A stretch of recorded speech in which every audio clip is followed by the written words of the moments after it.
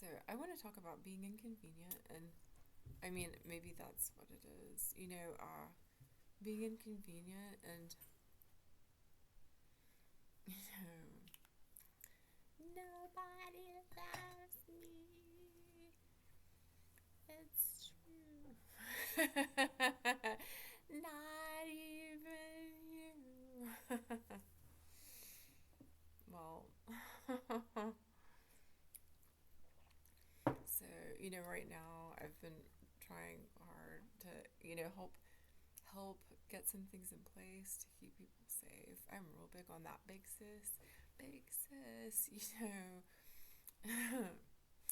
Yeah. Well, I mean, it has to happen. So, I'm trying to keep my calm and sharing, information and thoughts, and I'm pretty organized, I think.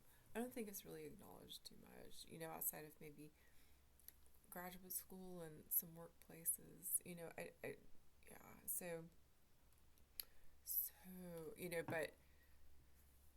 But yeah, so I've been working on that, one way communication. That's almost all that I do, one way communication. And, with some of what's going on and a huge amount of aggression towards a whole lot of people from someone that we're trying to sort of, you know, prevent from hurting other people, um,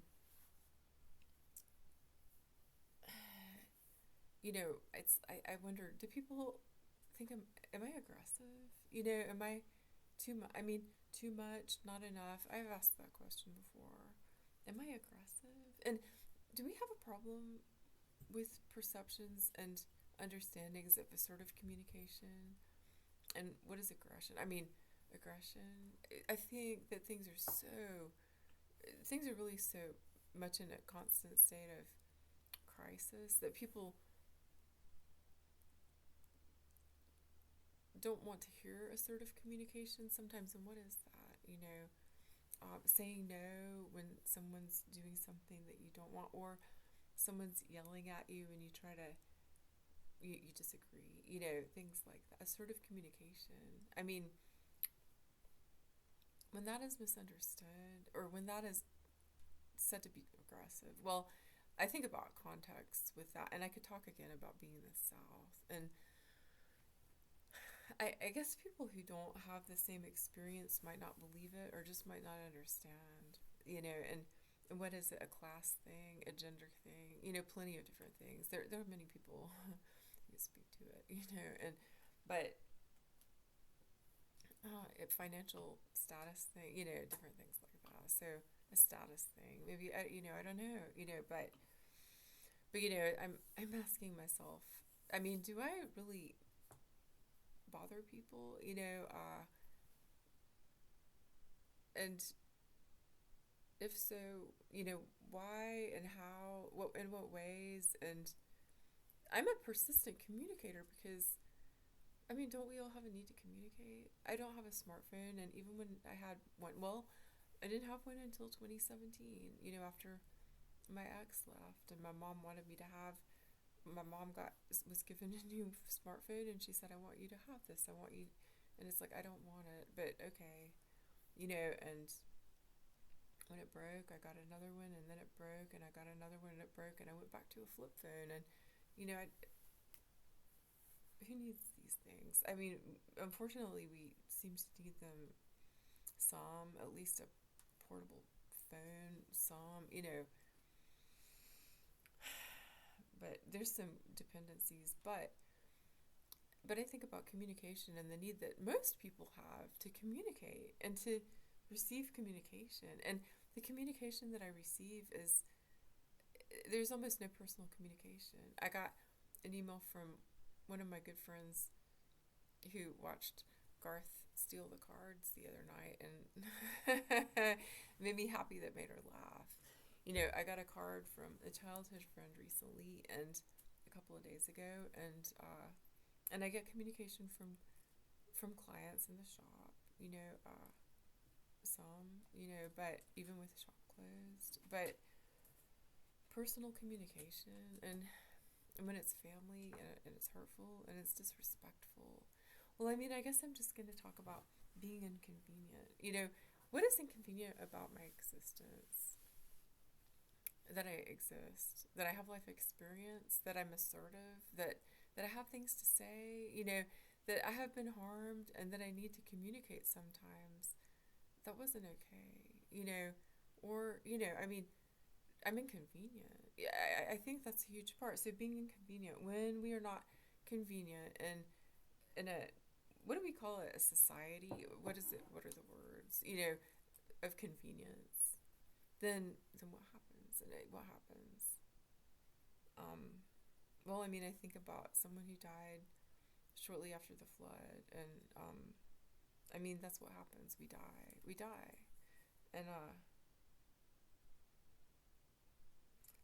yeah, I'm not giving up my life, but I feel the health impact of the lack of caring, and yeah, I was thinking about a friend a while ago who was accused of something at work and was fired. It was something that she hadn't done, and she was fired because she didn't say she didn't do it. And she is a real caring person. And she went through a really hard time after that, including marriage falling apart. And of course, there's this mess after being accused of something, and I would imagine that, well, I mean, that's just, well, she's a caring human. And she's a caring person, and she did eventually find work that she really loved, that she found work again. And I've thought about this. It's like, well, it's possible she's going to be hurt again, but that's what happens to us. To some of us, that is what happens. And what do we do? I mean, we just keep on. We keep on until we aren't anymore. And yeah, that is how aggressive. That is how aggressive people are, even in families, in workplaces, and yeah. I mean, well, I just wanted to talk about it for a few minutes. I'm doing. I am. I ain't giving up. I ain't giving up on this situation of if working to keep people safe. And is that gonna gain respect? Well, I was told, good job, and it's like I do not need praise. Respect. Will there be more respect for me? Does it matter? The lack of respect, the hurtful attitudes. It. Do I want to say it matters? That needs to change. Do I know how to change it? All that I know how to do is keep on. And yeah, maybe be an example of someone who doesn't give up. And yeah, and you know, and yeah, so so being inconvenient, I think about, yeah, well, I mean, that can be taken a lot of, I mean, a person could write a lot about being inconvenient when people want the easy, they want it quick, they want it now, you did it right or you did it wrong, well, you know, I don't know, I guess I think about ways to make that into humor and also to help that become gentle lessons